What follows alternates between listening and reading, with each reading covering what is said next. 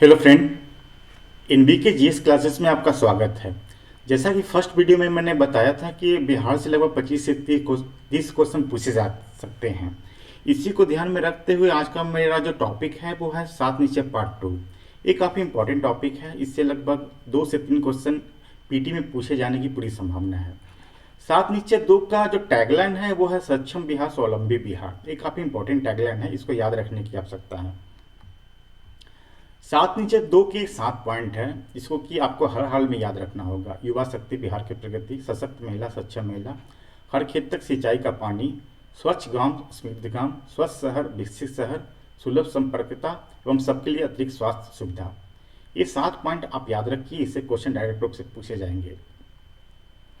ये सात नीचे पार्ट 1 और सात नीचे पार्ट 2, ये दोनों को मैंने इसलिए यहाँ पे रेफरेंस दिया है कि क्वेश्चन तो सात नीचे 2 से पूछे जाएंगे, लेकिन आपको सात नीचे 1 का कंफ्यूजन नहीं हो, इसीलिए आपको इसको भी याद रखने की आवश्यकता है। जो सात नीचे पार्ट 1 है वो 2015 से 2020 तक इम्प्लीमेंट ऑलरेडी हो चुके हैं, और जो सात नीचे पार्ट 2 है वो 2020 से 25 तक इम्प्लीमेंट होना है। तो जो सात नीचे पार्ट 1 है उसमें बिहार इकोनॉमिक सर्वे का मैं जब इसमें विश्लेषण करूंगा, इस पर मैं वीडियो बनाऊंगा, तो पिछले 5 साल में क्या अचीवमेंट हुआ उसको मैं उस पर डिटेल से बताऊंगा, हर एक स्कीम के बारे में। इस अनुसार सात नीचे पार्ट 2 का डिटेल मैं यहाँ पे बताने जा रहा हूँ। एक सात नीचे पार्ट 1 का क्या क्या ऑलरेडी हो चुका है, उसका जो मेन एजेंडा था उसको मैंने यहाँ पे इसलिए डिस्क्राइब किया है डिटेल में कि आप इसको भी एक नज़र देख लें कि सात नीचे 2 से आपको कन्फ्यूजन नहीं हो। तो मैं ये कुछ 2-3 स्लाइड है उसको मैं सिर्फ चला रहा हूँ, आप इसको देख लीजिए। सात नीचे 2, यहाँ से मेरा आज का टॉपिक स्टार्ट होगा, काफ़ी इंपॉर्टेंट है। युवा शक्ति बिहार की प्रगति, जो पहला सात नीचे पार्ट 1 का जो एजेंडा है, इसके तहत कई कार्यक्रम जो सात नीचे 1 में चल रहे थे उसको भी आगे सुचारू रूप से चलाने जाने की बात की जा रही है। जैसे बिहार स्टूडेंट क्रेडिट कार्ड योजना, इसके तहत जो गरीब छात्र हैं 12वीं पास, उनको 4 लाख तक इंटरेस्ट, बिना कोई इंटरेस्ट का लोन दिया जाता है आगे की उच्चतर शिक्षा के लिए। इसमें सर मुख्यमंत्री निश्चल स्वयं सहायता भत्ता योजना है, इसमें जो रोजगार युवा ढूंढ रहे हैं उसको 2 साल तक 1,000 रुपये प्रति माह की दर से बेरोजगारी भत्ता दिया जाएगा। इसी बीच अगर उनको रोजगार मिल जाता है तो उनको बेरोजगारी भत्ता बंद हो जाएगा। इसमें सर स्किल डेवलपमेंट की बात की जा रही है, उसको भी आगे सुचारू रूप से चलाया जाना है। हम जो सात नीचे पार्ट 2 में देखते हैं, संस्थाओं में गुणवत्ता बढ़ाने की बात की गई है। जितने भी आईआईटी एवं पॉलिटेक्निक संस्थान हैं उसमें सेंटर ऑफ एक्सेलेंस बनाया जाएगा। इसमें जो नई तकनीक है उनके माध्यम से उनको ट्रेनिंग दिया जाएगा। इसमें सर जो हर एक जिला में मेगा स्किल सेंटर खोलने की बात की गई है। जो वैसे व्यक्ति, ऐसे युवा जो आईआईटी पॉलिटेक्निक संस्थान से नहीं पढ़े हुए हैं, उनको इसमें मेगा स्किल में ट्रेनिंग दी जाएगी। इसके लिए जो सिंपल वर्क है, नॉन टेक्निकल काम है, सपोज कि जैसे air conditioning, solar panel, beauty में वेलनेस केयर गिवर्स, ये सब शॉर्ट टर्म के लिए वो ट्रेनिंग देकर रोजगार का अवसर उपलब्ध कराया जाएगा। एक टू रूम, हर एक प्रमंडल में टू रूम एवं ट्रेनिंग सेंटर की व्यवस्था की जाएगी। एक टू रूम एक वर्कशॉप की तरह होगा जिसमें कि जितने भी नए टेक्नोलॉजी से जितने भी मशीन्स है वो वहाँ पे रहेंगी, इस पर उनको ट्रेनिंग दी जाएगी जिससे कि इनको रोजगार के नए नए अवसर मिल सके। उसी अनुसार स्किल एवं उद्यमिता हेतु नया विभाग बनाने की बात की गई है। अभी जो स्किल डेवलपमेंट का काम है वो लेबर रिसोर्स डिपार्टमेंट देख रहा है। उस अनुसार जितने भी आईआईटी है, पॉलिटेक्निक संस्थान है, उनको साइंस एंड टेक्नोलॉजी डिपार्टमेंट अभी फिलहाल देख रही है इसको। इसमें कभी कभी दोनों डिपार्टमेंट में कोऑर्डिनेशन में कमी देखने को मिलती है। इसी को ध्यान में रखते हुए स्किल एवं उद्यमिता हेतु नया डिपार्टमेंट बनाने की बात कही गई है। उद्यमिता हेतु जो अनुदान भी उनको दिया जाएगा, जिसमें कि अगर कोई नया व्यवसाय वो स्टार्ट कर रहे हैं तो परियोजना लगातार 50% अधिकतम 3 लाख तक उनको अनुदान दिया जाएगा। अगर नया व्यवसाय करने के लिए वो 7 लाख तक लोन लेते हैं तो 7% का ब्याज सब्सिडी भी उनको दी जाएगी।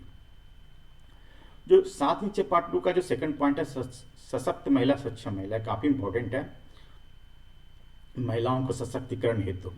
इसमें भी महिला उद्यमिता हेतु जो अगर वो रोजगार करना चाहती है तो उसमें भी परियोजना लगातार 50% अधिकतम 5 लाख तक उनको अनुदान दिया जाएगा, तथा 5 लाख तक जो लोन होगा वो ब्याज मुक्त होगा। इस अनुसार उच्च शिक्षा है तो महिलाओं को प्रोत्साहन देने की बात की जा रही है। इसके लिए मुख्यमंत्री कन्या उत्थान योजना लागू की गई थी। सात नीचे पार्ट 1 में इंटर पास के लिए 15,000 रुपया तथा स्नातक के लिए 25,000 रुपया था, लेकिन साथ नीचे पार्ट 2 में सीधे इसका डबल 25 इंटर पास करने के लिए 25,000 तथा स्नातक के लिए 50,000 रुपया कर दी गई है। इस अनुसार महिला क्षेत्रीय प्रशासन में महिलाओं की भागीदारी के लिए 35% रिजर्वेशन ऑलरेडी बिहार सरकार के द्वारा दिया जा चुका है। इस तीसरा हम साथ नीचे पार्ट 2 का देखते हैं, हर खेत तक सिंचाई का पानी। ये काफ़ी इंपॉर्टेंट है।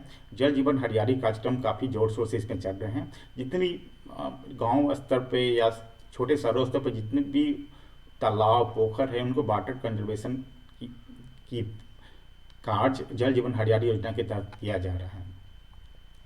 इसमें स्वच्छ गांव समृद्ध गांव की बात साथ नीचे पार्ट 2 के चौथा एजेंडा जो है उस पर किया गया है। इसके तहत सभी गांव में सोलर स्ट्रीट लाइट व्यवस्था की गई है। सॉलिड और वेस्ट मैनेजमेंट की बात गांव में भी की जा रही है, जिससे कि इसका जो पहले जो शहरों में किया जाता था वो उसका इम्प्लीमेंटेशन गांव में भी करने की बात की जा रही है। सॉलिड वेस्ट कचरा जो होगा उसका भी कलेक्शन करने की भी बात की जा रही है। जितने भी गंदे पानी है उसका ट्रीटमेंट करने की बात की गई है।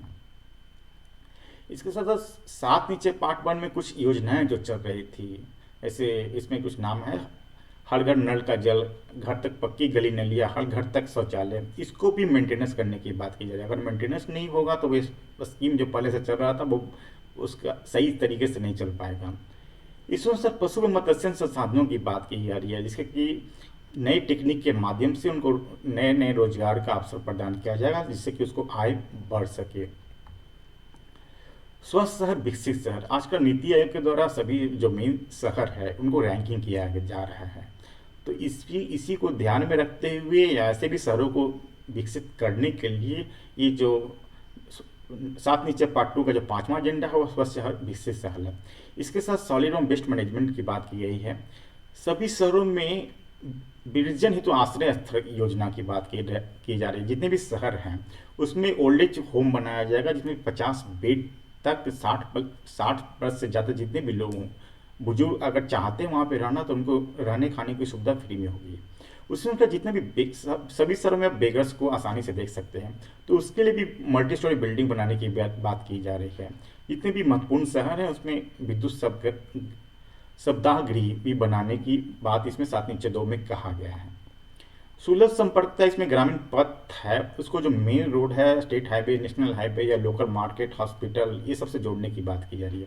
जितने भी शहर है उसमें बाईपास से फ्लाईओवर निर्माण की बात की जा रही है।